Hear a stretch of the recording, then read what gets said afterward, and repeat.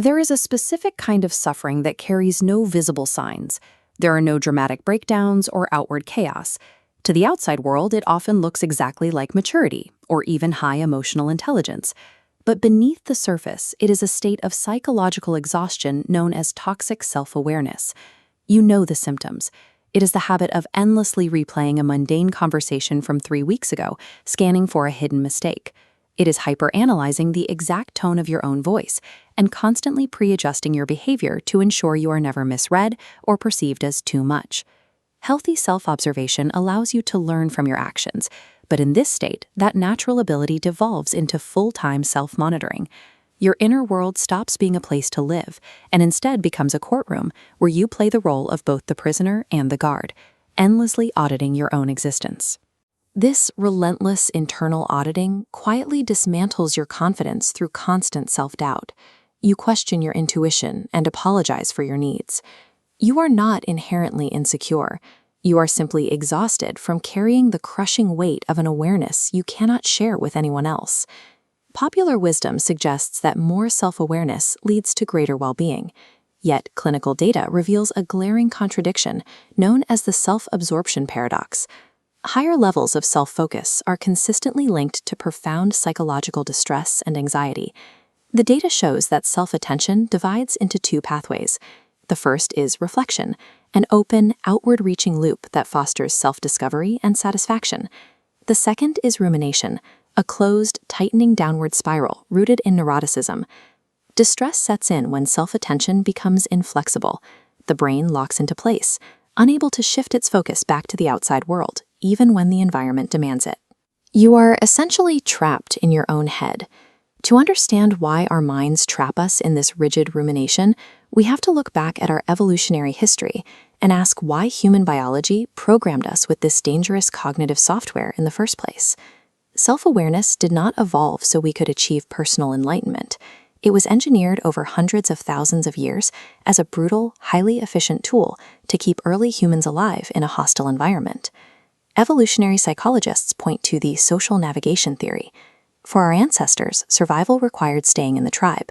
Exclusion meant facing predators alone, which meant certain death. Self-awareness evolved as a radar system, so early humans could obsessively monitor their social standing and adjust their behavior to avoid rejection. We also developed analytical rumination. When facing a complex threat, the brain intentionally induced a low mood, forcing the individual into physical isolation and hyperfocus. It shut down all desire for short-term pleasure, so the human could sit still and analyze a problem until it was solved. These biological mechanisms were highly effective. They kept our ancestors safe when the threats they faced were temporary, physical, and clearly solvable. The exact cognitive software that kept early humans alive by obsessively analyzing external dangers is the identical system running in your head right now. But this massive cognitive upgrade came with an unavoidable biological cost. Heightened self-awareness eventually brought humans face-to-face with the terrifying knowledge of their own mortality. Terror management theory explains that the raw awareness of our inevitable death creates the potential for a paralyzing baseline terror. Left unchecked, this dread would completely shut down our ability to function, reproduce, or survive. Humanity survived this terror by constructing anxiety buffers. We created intricate cultural worldviews, rigid social contracts, and the pursuit of self-esteem. We built these external systems to give our lives meaning and distract us from our physical impermanence.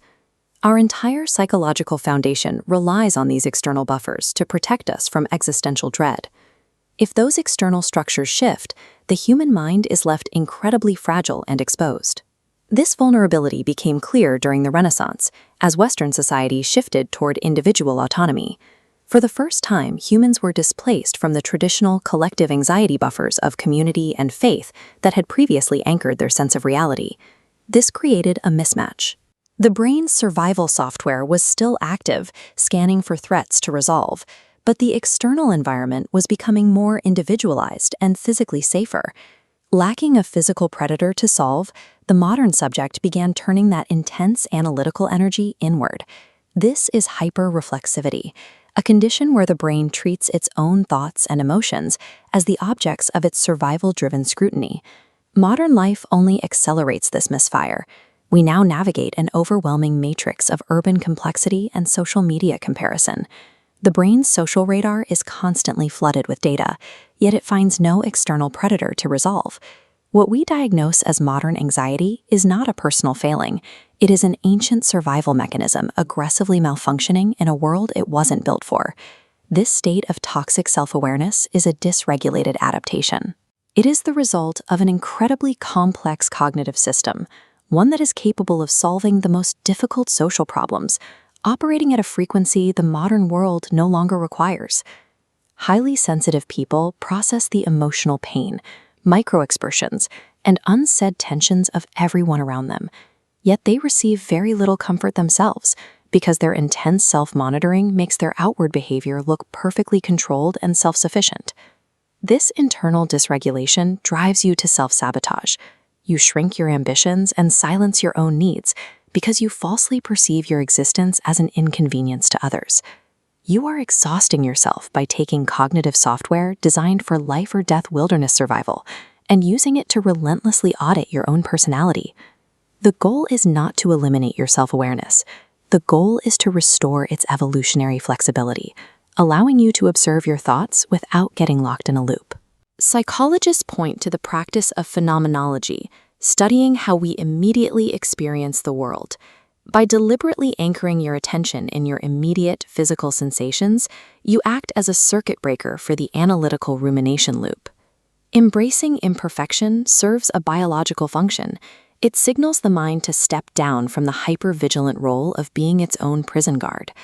Ultimately, you redirect your self-awareness back to its original purpose. When you finally relax the grip of self-monitoring, you create the space for the vulnerability required for genuine social connection. Your deep awareness was never meant to be a solitary burden. It truly becomes the mechanism for human connection the moment you stop treating yourself as a problem to be solved.